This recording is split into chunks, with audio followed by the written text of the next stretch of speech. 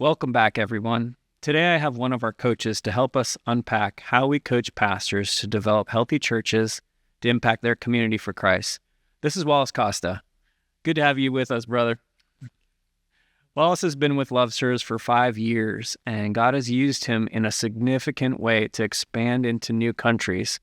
Wallace was born in Brazil, but is now a US citizen and has been returning to Brazil to work with 140 pastors in several different regions of Brazil since 2023. In our last video, we shared how healthy churches practice need-oriented evangelism, reaching people with the gospel by building relationships and meeting real needs, not just perceived ones. But here's the challenge. Many churches want to serve their communities. They just don't know how, and often feel like they don't have enough resources. At LoveServes, we help pastors see that their greatest resource is already sitting in the pews. They just have to discover, empower, and activate them. Every Christian has God-given gifts, skills, passions, and their experiences. And when equipped and mobilized, the church becomes unstoppable in loving and serving those who don't yet know Christ. So that's why part of our coaching is helping pastors to identify these gifts and talents and unleash those resources, and then help them hold them accountable to plans they have made to equip God's people for the work of the ministry. Well, I'm excited for you to hear from one of our coaches. So Wallace, thanks again for joining us. Let me start with this. How do you coach pastors to follow like Jesus' style of ministry? Well, Jesus didn't stay inside the synagogue, so he went out, met people where they were, and they showed compassion first. So I encourage pastors to do the same, because there is nothing better than honest concern for your neighbor's need. So it is important for pastors to remember that their work is to train their people to serve, not to do all of the ministry. So when believers use their gifts to meet needs, the doors to share the gospel often open more naturally. Yeah, that's powerful. But sometimes churches don't know where to start, right?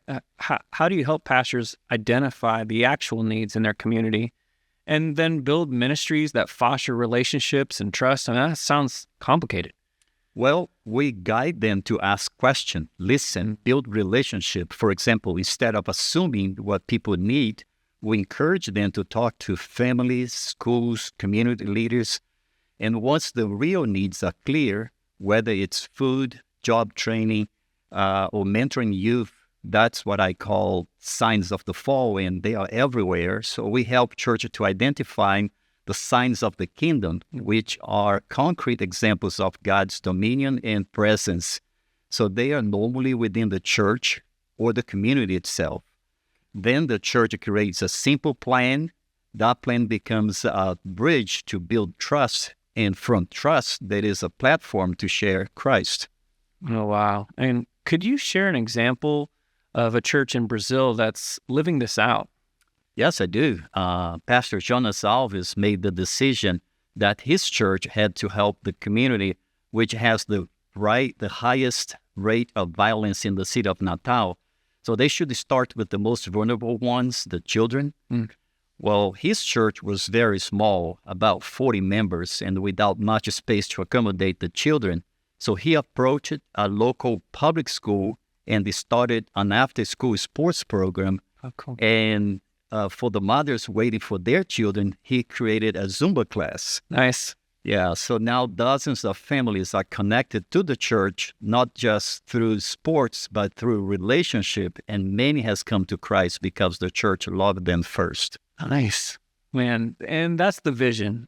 Healthy churches equipping their members to serve with gifts God has given them. And when compassion meets real needs, the gospel is heard and communities are transformed.